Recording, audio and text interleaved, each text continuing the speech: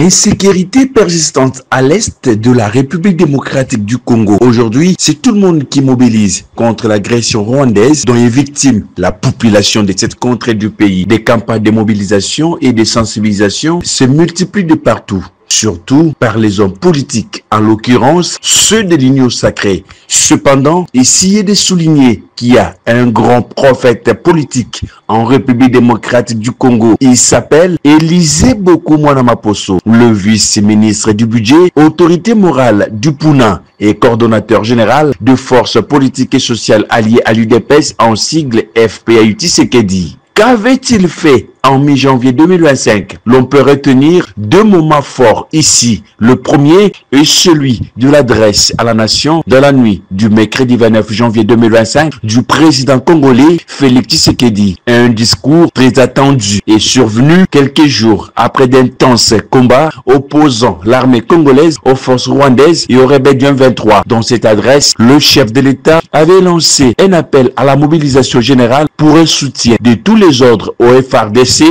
afin de faire face à ce qu'il qualifie d'agression barbare du Rwanda. Ainsi, le deuxième moment fort, c'est celui de la rencontre samedi 22 février 2025 des leaders de l'Union sacrée, la coalition au pouvoir. Dans cette réunion, le chef de l'État, Félix Tshisekedi, avait lancé un appel à l'unité nationale et à la mobilisation générale pour défendre la patrie et la mobilisation générale pour faire face aux défis sécuritaires et politiques auxquels la RDC est confrontée. Par ailleurs, Félix Tshisekedi avait rendu hommage aux FARDC qui font face aux rebelles du M23 soutenus par le Rwanda. Élisée Boku Mwana Maposo avait dévancé ces deux moments forts cités ci-dessus. Déjà en mi-janvier 2025, disons du 15 au 24 janvier 2025, Élisée Boku Mwana était en vacances gouvernementales dans l'espace Grand Équateur. Il avait fait la province de l'Équateur et celle de la Mongala. Arrivé le 16 janvier 2025 en Bandaka, où il a tenu le discours au parc Joseph Kabila, Élisée Boku Mwana avait fait une mobilisation générale pour défendre la patrie et avait lancé un appel aux jeunes de s'enrôler massivement à l'armée. Élisée Boku Mwana avait rendu hommage aux FARDC, nos voyants soldats au front qui se sacrifient au nom de la patrie. Élisée Boku Mwana avait appelé les filles et fils de Mbandaka d'être derrière le garant de la nation, le commandant suprême des FARDC et de la police nationale congolaise, son excellence Félix Tshisekedi, et de soutenir le gouvernement judiciaire qui se bat nuit et jour pour l'amélioration des conditions de vie des militaires et policiers congolais. Pilipili Bende, viva! Viva! À la partie de toi! À la partie de toi! Merci Bingi. Merci, Excellence Monsieur le Gouverneur. Merci, Président de l'Assemblée provinciale de l'Équateur. Merci les députés provinciaux, merci les ministres provinciaux et toute l'administration de l'Équateur dans la capitale du Grand Équateur, Bandaka. Nanzambe ndenga sali ngolu na ye ete ngai na bino tokutana mokolo ya lelo elongo na délégation oyo na wuti na yango na Kinshasa. Na yei tozwaki mwa congé na gouvernement ya 9 jours. Tosalaki rotation, bamosusu bakei, bamosusu bazongi, bamosusu bakei. Ngai nazalaki deuxième tour yango bomoni nalobi oyo ngai mikolo na kosikisa na Kinshasa te, il faut na ya na Grand Équateur en commençant par capitale ya Grand Équateur ezali nini? Capitale ya Grand Équateur ezali nini? Yango na bandi na ye awa. Ndenge exécutif, le ministre des Finances autali koloba, membre ya Puna na yaki awa na moment ya élection, toujours pour na préparer terrain pour ete mokonzi ya mboka azalaki na itinérance na ye ya propagande. Pour la Grand Équateur, abandaki wapi bongo biso toyaki lokola équipe d'avance oyambaki ngai awa date bayebisaki bino oyambaki ngai kafu na aéroport jusqu'à la place nasalaki meeting mpona koyebisa ete population ya Grand Équateur, population ya Équateur ya Mbandaka bavote numéro nini? Numéro nini? Est-ce que vous votez numéro 28? Botezaki maloba oyo biso topesaki bino ete candidat na biso unique ezali Félix Antoine Tshisekedi Tshilombo, candidat numéro 20. Bobetela ye maboko. Bongo Équateur Mambenga, Grand Équateur bavotaki président ya République Félix Antoine Tshisekedi à plus de 76%. Bolibetela maboko. Ça veut dire que tokoti ici mokonzi ya mboka ye moko alobaki na mitingi na ye ete na Équateur, Grand Équateur na kosala lisusu nini bokoti isi ngai nyongo par rapport na ndenge tolakisaki ye olingo ya solo po Équateur soko alobi oui te soko alobi non lere toyambaki ye tolakisi ye te toyebisaki ye biso na collaborateur na ye toyebisaki ye te président bako voter na Grand Équateur carton plein. Bosala ki a voter. Bogi bete la maboko, bogi bete la maboko. Bongo président ya République a connu kosala ba itinérance ya koya ko remercier population congolaise na ba province nyonso oyo ba votaki. Na Grand Équateur, président de la République akobanda awa na Équateur. Akei azongi la mboka. Est-ce que vous voyez ma président de la République na ndenge boyamba ki na ndenge boyamba ki la partie de ton maboko. Président toyambali malamu po azala bolingo na biso. Président atie makamisi na ye par rapport na ba réalisation oyo asalaki na mandat ya liboso. A continuer kosala pour la mandat makambo etali diplomatie oyo ezongisi biso na relation na bapays étranger nyonso makambo etali sécurité oyo aza kobunda na yango na est ya République démocratique du Congo oyo ezali déstabilisé à cause ya Rwanda et plus précisément ya Paul Kagame président rwandais oyo alingi kotika bana Congo na est kimete mais ayebisi biso ete bitumba ya est tokoganye yango nzambe aza na biso tokoganye eza mabele na biso ya Congo ekoki epesama ata 1 cm na Kagame te. Peut-être la partie de Adali déterminé. Nakanisi président ya Rwanda Paul Kagame ba puissance azalaki nango liboso ekomi kosila. Donc masque na ye ezali etombé bongo tokokenda na ye tina suka selon décision ya président ya République. Biso nyonso tozala sima ya président ya République tozala na bolingo ya mboka po ye azala bolingo ya mboka pe azali ko incarner République démocratique du Congo po ete kimia tomboa ekenda liboso. Élisée Bokomwana, un prophète politique en République démocratique du Congo. Toujours à Mbandaka, Élisée Bokomwana avait non seulement demandé à la population d'être prête à accueillir le chef de l'État lors de sa prochaine tournée dans l'espace Grand Équateur au mois d'avril, sauf imprévu, mais également et surtout les avait remerciés pour leur amour au président Félix Tshisekedi exprimé lors de l'élection présidentielle de décembre 2023. Leur vote avait été avec un grand succès. L'espace Grand Équateur avait voté massivement le président Félix Tshisekedi. À Monzolongo, à Bongandanga. Batonga kamboka na malobate kasi na misala etira Élisée Bokomwana maposo emonani polele nomo endomele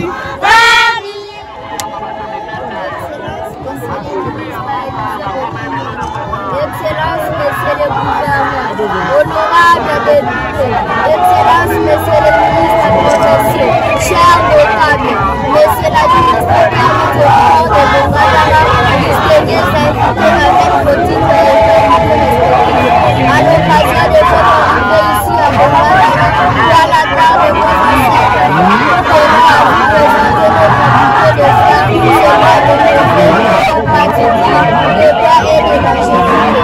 Et de ce jour, ça vous connaît avec succès. Soyez le bienvenu. Nous vous accueillons. Bana Bongandanga, viva! Viva! Hein? Vous l'avez dit, hein? Bana Bongandanga, viva! Viva! Bana Fati Beton, viva! Viva! Bana Fati Beton, Nayango, Naye Lisusu, pour la voyer Sabirete, Mokondi Amboka, tout soutenir, pour Mboka Nabiso, ils allaient envier.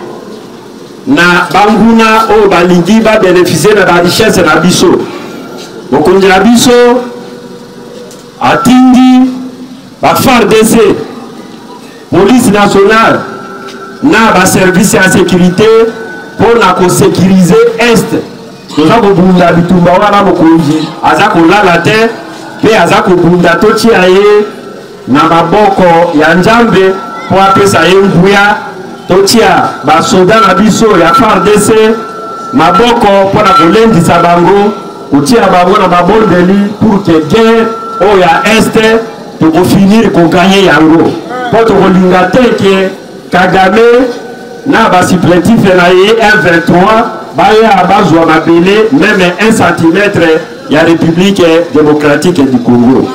Apimo, Aboso Mayale, Boso Bokoy, Bokobele, Aebongo, Aendongele, dans son village natal, Aboso Simba, Élisée Bokoumane avait fait la mobilisation générale pour la défense de la patrie, l'enrôlement massif de la jeunesse congolaise à l'armée, le soutien au chef de l'État en cette période de guerre d'agression barbare imposée à la RDC par le Rwanda. Disons que cette itinérance s'inscrivait dans le cadre de préparer l'arrivée du président de la République, Félix Tshisekedi, dans le Grand Équateur. Partout où il est passé, il a remercié la population pour avoir respecté les mots d'ordre lors de la campagne électorale. La réélection de Félix Tshisekedi à la tête du pays pour son deuxième mandat. Rappelons que lors de la campagne électorale en 2023, Élisée Bokoumane avait sensibilisé la population pour le renouvellement de leur confiance à Félix Tshisekedi avec un vote écrasant. En sus, Élisée Bokoumane, partout où il était passé pour cette itinérance, avait annoncé à la population l'arrivée imminente dans les grands équateurs du président Félix Tshisekedi et que celle-ci se prépare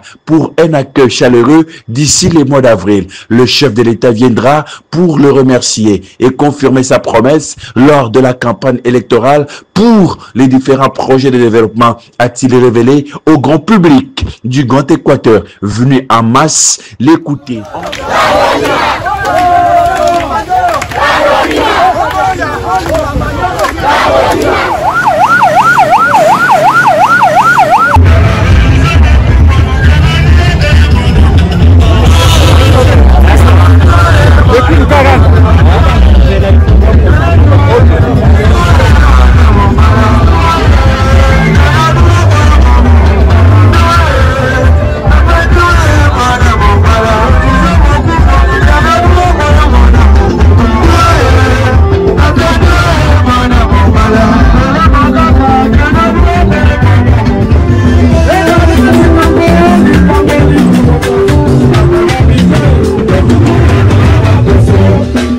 vision ya mokonzi ya mboka. Mokonzi ya mboka aza kobunda na bilombe oyo batemisi bino awa FARDC oyo baza na est po Kagame alingi ko déstabiliser République démocratique du Congo po na ba richesse toza na yango na République na biso.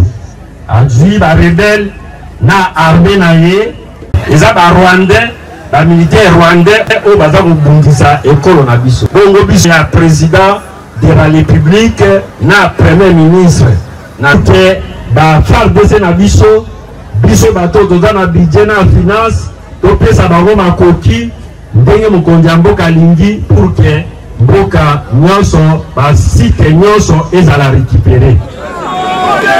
Bana bonsoir. Bana Félix. banalize bokumwa na ye bana bodina.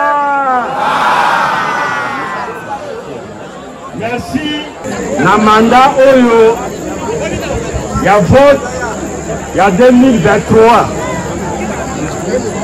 lisusu lerna ya Chilombo oyo otosaki na lobarangai pour la débloquer à 100%. Donc c'est la fatigue de temps.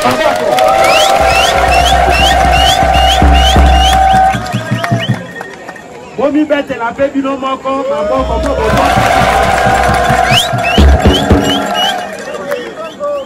et pour la besoin qui ça Élysée beaucoup moins dans ma poso bon député national na bino ya bana ya Bongandanga. Naza kopesa lisusu bino bonne année 2025. Nzambe azala na biso, Nzambe azala na bino, Nzambe abatela mokonzi ya mboka, abatela gouvernement, abatela bakonzi ya bituka nyonso, abatela forces armées congolaises, abatela police nationale congolaise, abatela ba service nyonso ya sécurité o baza ko bunda pona kotia kimia pona kotia sécurité na este esika oyo mokonzi ya mboka tei motu na ye pona kobengana banguna ba Rwandais o balingi bazwa ete na biso ya mboka pona richesse na biso ya peuple congolais. FARDC o ezali boso pona kobatela mabele na biso na police nationale na ba service nyonso ya sécurité topesa bango nguya babunda pe balonge tumba wana pour que Congo etikala ini centimètre ya Congo ezwama na maboko ya banguna te. Topetela FARDC na police na ba service maboko.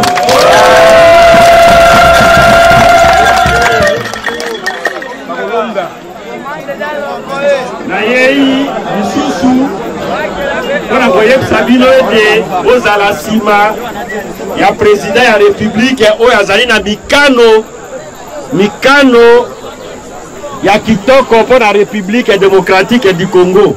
En ce qui les concerne, Élysée Bokoumwana n'avait pas loupé l'occasion de remercier la population de l'Équateur et de la Mongala qui ont voté les députés du parti Puna et des FPAU. Le Puna et les FPAU comptent des députés nationaux, des sénateurs, des députés provinciaux et même des conseillers communaux dans la province de l'Équateur comme dans la province de la Mongala. Un vif remerciement à la population pour la confiance en sa personne. Autre chose, pendant cette même occasion, Élysée Bokoumwana avait profité pour faire l'évaluation des réalisations des différents projets en exécution financés par le gouvernement central pendant le premier mandat de Félix Tshisekedi. La réception officielle des différents ouvrages de développement dans les Grands Équateurs. Il s'agit pour le gouvernement de projets de construction de 7 ponts à béton armés dans la province de la Mongala, des ponts métalliques de 100 mètres à la rivière Lofofé dans les secteurs Bosso Simba et le projet de développement de 145 territoires, de bureaux administratifs de Bongandanga, écoles, centres de santé dans les 3 territoires de la Mongala, Lissala, Bumba et Bongandanga. Le projet de l'électricité avec ANSER, Agence nationale de l'électrification et des services énergétiques en milieu rural et périurbain à Bongandanga. L'aménagement de toutes les chaussées de Bongandanga. Deuxième volet de notre visite, c'est faire réceptionner et visiter les ouvrages qui sont en train d'être construits dans les territoires de Bongandanga, dans les territoires de Lissala et dans les territoires de Bumba. Les gouverneurs venaient de vous citer les différents ouvrages. Certains ouvrages ont été érigés par le financement du gouvernement central. Nous avons visité l'aéroport que nous sommes en train de construire et les experts sont sur le terrain pour vérifier les normes par rapport à cet aérodrome. En dehors de ça, l'ONG Solidarité Commune, SOCO en sigle, avait gagné les marchés de PDL 145 territoires. Nous avons eu aussi à visiter, nous l'avons fait au bureau administratif chef lié de Bongandanga, nous avons remis la remise technique entre les mains du gouverneur. Ici, nous sommes sur le pont Lofofé avec une portée de 100 mètres. Un ouvrage, d'après les ingénieurs, qui disent que c'est une première en Afrique centrale. Un pont d'une portée de 100 mètres, construit par les fonds de la Banque mondiale. Les travaux sont finis par le financement de la Banque mondiale sous l'initiative du premier mandat du chef de l'État, Félix Antoine Tshisekedi Tshilombo.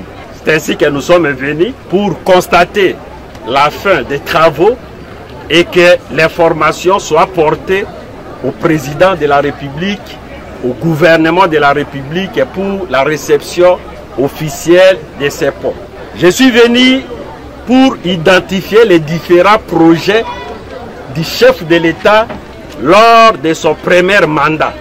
Donc je suis venu tracer la ligne en tant qu'élu de la Mongala, député national, sénateur et vice-ministre du budget, membre du gouvernement central, une ligne de démarcation entre les réalisations du président de la République pour le premier mandat et qu'est-ce qu'il a fait pour la province de la Mongala. Voilà les réalisations du président de la République pour confondre ceux qui croient que le chef de l'État n'a rien fait.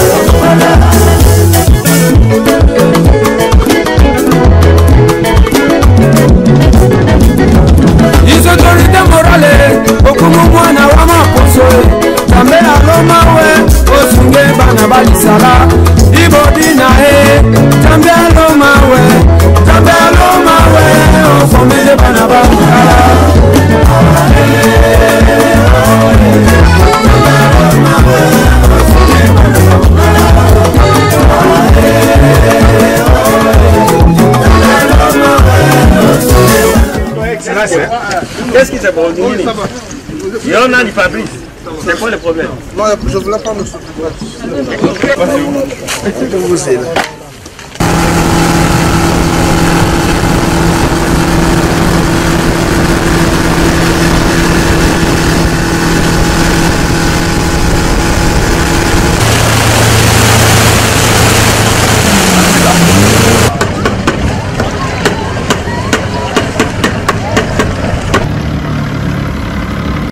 Bazoli ambao wanavizo na Kinshasa babota kisoko.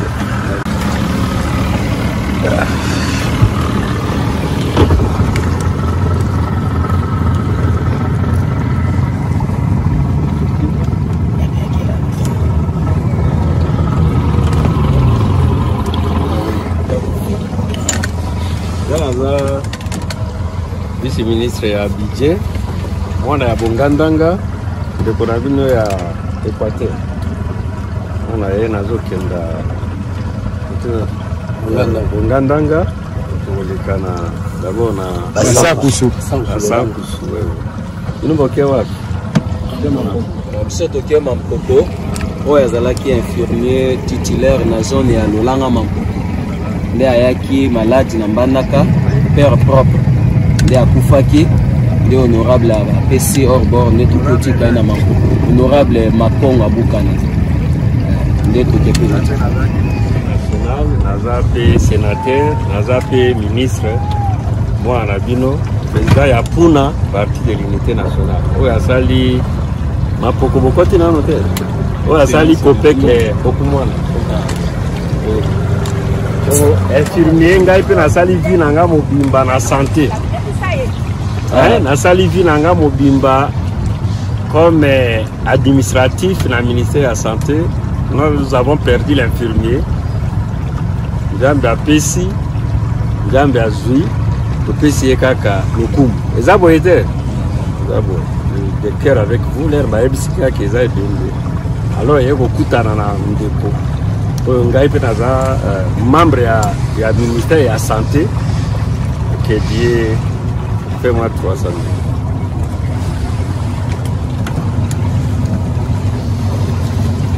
Nayaki vacances donc yoza tofiseni 300 000 yango oyo contribution na ngai carte pesa bango carte.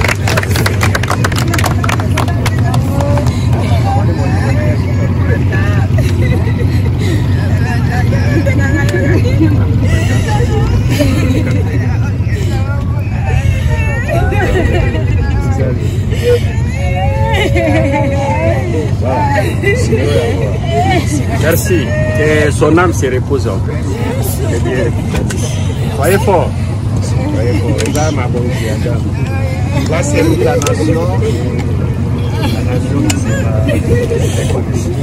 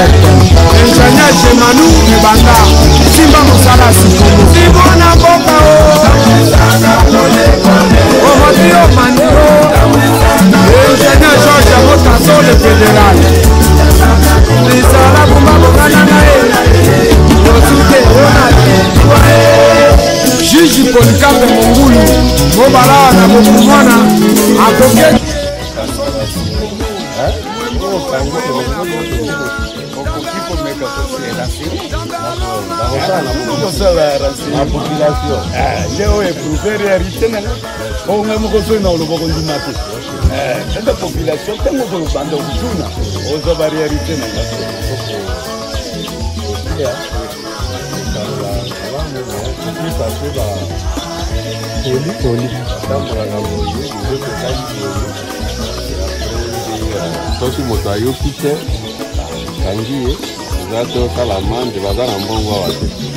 Amande pona tikayo pesanga iba nini ngulu ngombe tobini banjete kasa mbongo ya mangi ko kota na kesha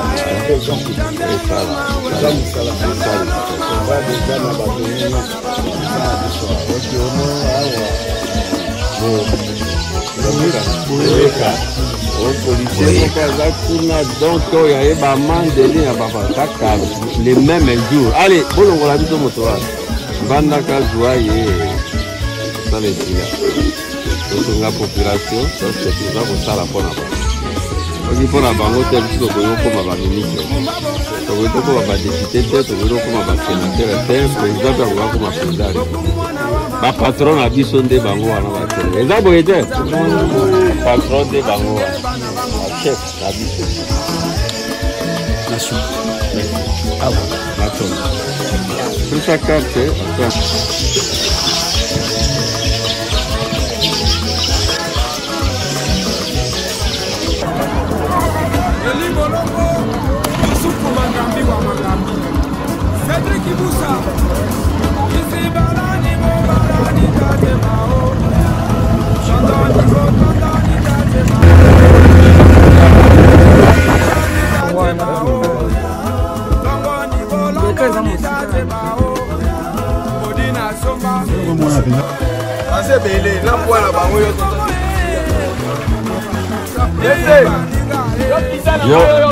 ok, allez, libali bazao, toke. Même pas manasi mat moke wa